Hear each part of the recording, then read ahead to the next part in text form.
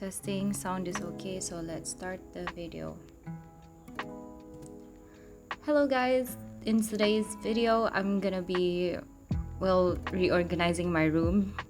By reorganizing I mean just moving my bookshelves and my desk, which you will see soon.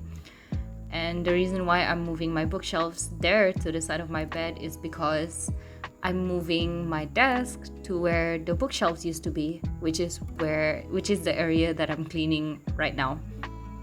And basically I want to move my desk because for the longest time it's been at the end of my bed.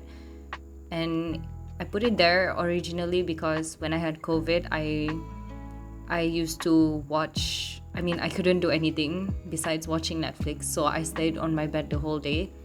And I used the desk as the place to put my laptop so that I can watch Netflix easily, But then I don't have COVID anymore and I'm not always at home anymore, and I think the desk looks messy at the end of the bed.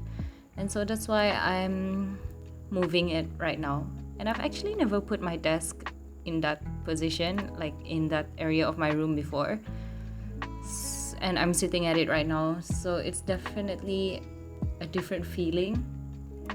And this is the part I struggle with the most actually, which is like the cable management, because for the life of me I couldn't figure out how I wanted it to go, but in the end I managed it anyway.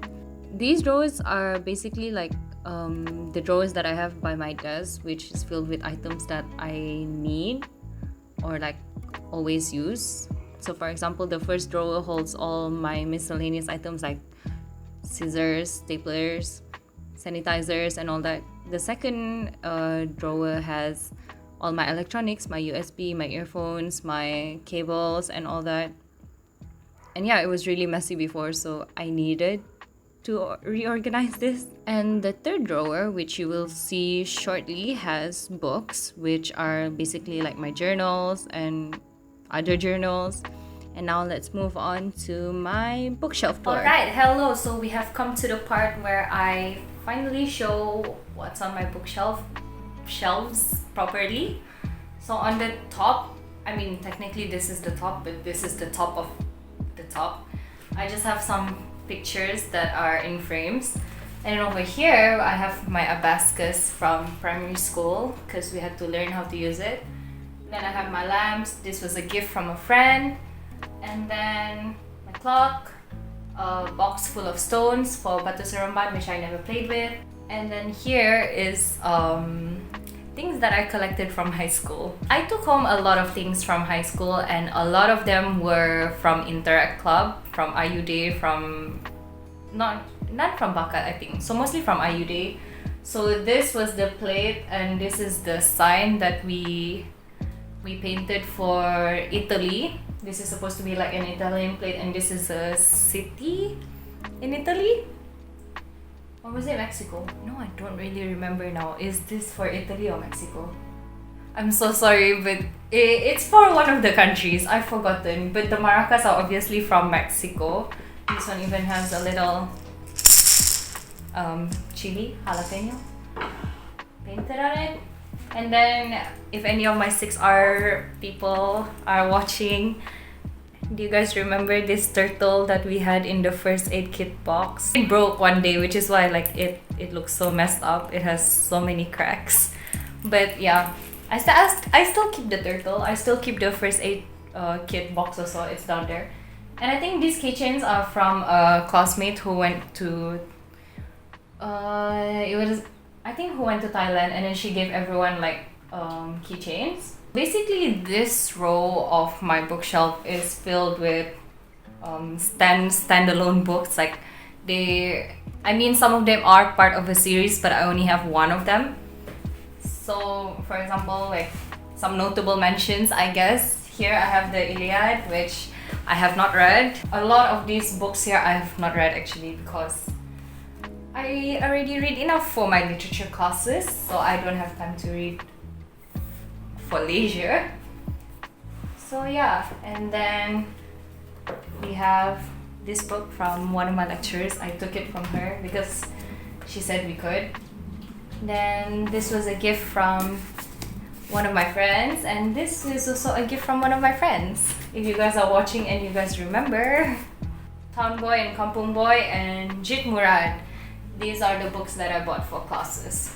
And then here are basically more standalone books. These range from when I was in primary and up until now, I think. No, actually. These books are all from when I was from primary and in high school. But I did study To Kill a Mockingbird in year 2 of my degree. This book I got from a friend. And this book also I got from a friend. Basically, my friends like to give me books back then. Alright, so we have come to arguably my favorite rows in the bookshelves. So basically, these rows are books that are mostly in a series, and most of them were during my teenage years and also adolescent years, primary school and high school years. So up here first we have The Copernicus Legacy. I know there are more books in this series, but I stopped reading because I think I remember there were supposed to be like 13 books in this series. I only have 3. The House of Beasts, I did not finish reading either because it goes on, and I developed this thing where I do not like to wait for, like, same thing with dramas and shows or anything. I don't like to wait for the episodes. I would rather wait until the whole series is completed and then I start reading and then I start watching, because I don't know, I think waiting for everything to be done rather than waiting every week for an episode, that life is not for me, okay?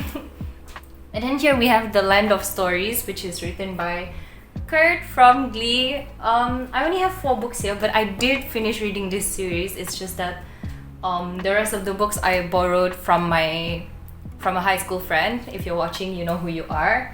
Lord of the Rings, I have a love-hate relationship with, because these 2 books I finished reading, but then the third book I can never find it whenever I go, and even if I do find it, it's not this edition, it's not this cover, and I want it to be the same, you know. I don't want it to be mismatched. Fearless and Reckless by Cornelia Funk. This series, I really loved it. I remember loving it so much.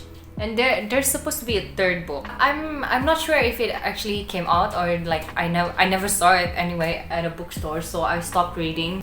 Royal, Carry On. I know this has a sequel, but I haven't gotten the chance to read it yet or buy it. The Hobbit, arguably my favorite from the Lord of the Rings lore series. So basically up here, these 2 books I bought because they were cheap at Big Bad Wolf and they seemed interesting. I did start reading volume 1, but then I think I had to go for a degree and then I stopped. And then Dan Brown, oh my gosh, these books changed my life. They didn't change my life, but then if you have read Dan Brown books, especially the series, the Robert Langdon series, you would know that it is quite controversial in some ways, though some people say like it's trash, like it doesn't mean anything. I was a young teenager reading these books and they changed my outlook on life a bit. Like maybe perhaps some things are just not as they seem, is all I can say. Okay. And then here is my classical books, I would say. So we have Mansfield Park, which we had to read for literature in high school, but then ended up tidak jadi. Then I have Treasure Island, The Adventures of Tom Sawyer, and The Adventures of Huckleberry Finn. And here we have Animal Farm, which I studied during foundation for literature. And here we have a book from which one of my foundation lecturers wrote actually. It's called Beach Please. Yes. I've read some of the poems actually. They're quite good, and he was a very good lecturer as well. And this holds a special place in my heart because this is the book that my high school friends and my high school class and I, during Form 4 and Form 5, we wrote this book. We published a book called The Gifts of Life. And we spent like 2 whole years on it. We did not study for English class at all. Every time it was English class, we just focused on the book. But in the end, I mean, we managed to sell a lot and we donated almost half of the profits to World Vision. I think this book, I actually like this book a lot. This is a standalone novel, The Life of the World to Come. The storyline is like quite common, quite normal, but there are a lot of good quotes from that book which I still remember until now, and which I don't know, I recommend it to anyone who asks me for a book recommendation. Basically, for Form 4 and Form 5, my school was chosen to study IGCSE literature instead of Malaysian English literature. So that's why we had like Cambridge literature materials. And then my lecturer said we can, because my batch was the first batch to take it and it was done for 3 years. Then my lecturer said if we want the books, we can come back after 3 years and take them. And so we did. There's supposed to be another book. This is just the book of poems, the green book. The other book is full of prose, but I couldn't find my copy. I'm pretty sure this is not my copy either, but I took it. So now we are at my favorite section of the bookshelf because this is the Rick Riordan section. Yes, this section is especially for his books. I have like 3 complete series of his. Magnus Chase, I don't have the 3rd book yet. But the other series, the new one, which is like something about the daughter of the ocean or something, like Atlantis, is it?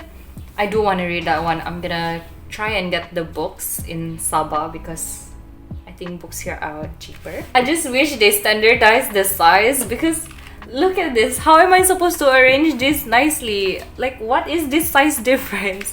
The first books are always small. Like, I don't know, is that intentional or did I just buy the wrong edition? I'm not sure, but I wish I had the standardized sizes. So this section are books from my childhood that I read during primary. Most of it is Enid Blyton, like the Wishing Chair collection. I love that. The Secret Island, I love this one as well. And then we have the Mystery series. There are more books in this series, as you can see here, but I only have 7 of them because there was only 7 in the set that I bought, that I was given. So yeah. And then Nancy Drew as well. The last time I checked, I think there were more than 60 books in this series, but I only have 6 because that's how many came with the set that I was given.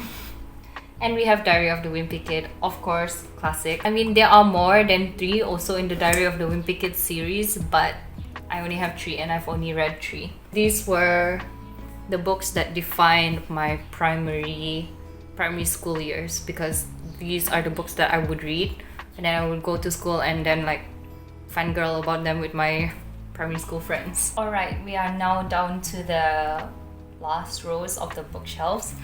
And this is basically my shrine of Enid Blyton. And though I know that she is a controversial figure in some aspects, I mean, how far can you take into account the author's lifestyle or background into your reading? And this is also a question that we often ask in literature. And if you guys are interested, then maybe you should take literature or study literature. And also here we have Archie's comics. I was a big fan of Archie's comics as well when I was little, but I now realize how like now I feel like Archie is so toxic. Why would he jump between Betty and Veronica all the time? Like, just choose one. Oh my gosh. And the fact that they were so willing to go along with it. Okay, but anyways, this is not a book. This is a like scrapbook of sorts. It says never forget anything, and so I thought this would be perfect as like a memory book. So in here I paste a lot of, like for example, here are the Bakat installation tickets, IU Day tickets and all. And then here, this is the first musical that I watched live, which is Joseph and the Amazing Technicolor Dreamcoat. So yes, of course I had to keep the tickets for that. And then here is my collections from Dengkil. We have the nostalgic ticket, the movie night tickets, the literature exhibition tickets, and most of these are from the literature exhibitions that we had, that TESOL students had to do for our class. And then we have my collection of sabati.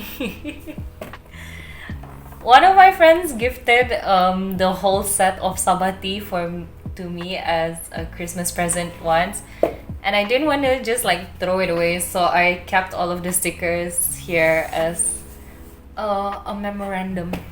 So yeah, it's basically just a book of my collection of memories. In case it wasn't obvious yet, guys, I am a very sentimental person, and this section down here will prove to you even more why. Why not we start from here? So here is I think this is like my high school. Yeah, this is my high school like results, SPM. Oh my gosh! I just saw something run by. Okay, if it's a lizard, then we're just gonna ignore it for now. This is like a collection of like high school stuff also. This is like notes from Interact auditions. I kept all of them. I don't know why.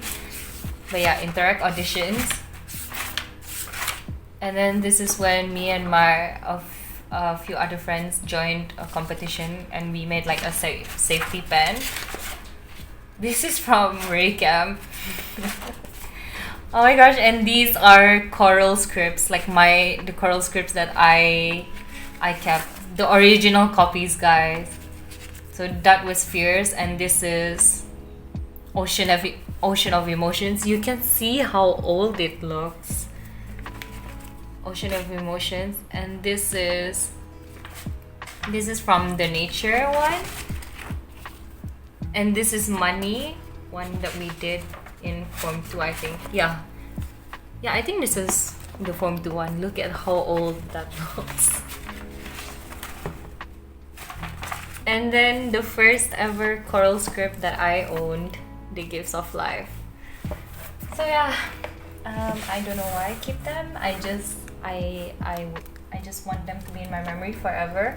And then here we have my script for Readers Theatre that I did in Foundation for drama class, and this is the book of stories that we studied for literature in Foundation. And this here is my book of notes. Anything that anyone has ever written to me as like a birthday card, or like just like any small notes in class that we used to pass around, I keep it here, and I don't think I would like to show any because this is kind of personal. All of them are here, so rest assured if you've ever given me a note, it's most probably in here. Look how thick that is. And then here we have my stamp collections. Yes, among other things, I also collect stamps. Here, only the blue one is mine actually. The green and the black ones are from my relatives. So there are like very old stamps in there, like from the North Borneo times and all. And then these are my piano classes. Fun fact, I used to take piano class as well. Piano class books. This is a photo album which has nothing inside. And these are high school magazines. Like, you know, they always have like end of the year magazines or whatever from high school. And oh my goodness, this is from when we graduated. So pretty. I think one of my friends was in charge of this cover. And if you have this book, flip to page 13 so you can read what I wrote. So this is a zine, basically a small magazine that one of my classmates did for, I think, a flea market or like a project. She did it with her sister, I think. And it's basically a compilation of writings, photos, interviews, all from Franciscans. which is why it's called the Franciscan Anthology.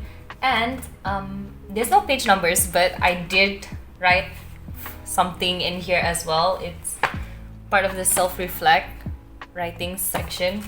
It's towards the end. You can't miss it. You can't miss it. It's about kindness. So yeah, this is another photo album that is empty. These are installation night magazines from Interact Club. I forgot I had those. And these are school magazines from primary. And then at the back here are just like files filled with certificates and all. So yeah, that is the tour of my bookshelves.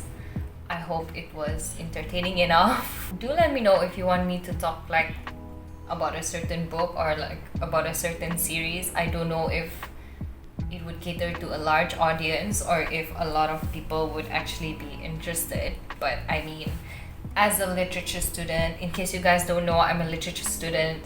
I really feel like literature is actually a very big part of everyone's lives, whether or not you are aware of it. So yeah, that would be an interesting video idea as well. And with that, I think that's the end of my video. I'm quite tired and I'm quite hungry. I haven't eaten lunch. See you guys in the next video, whenever that is.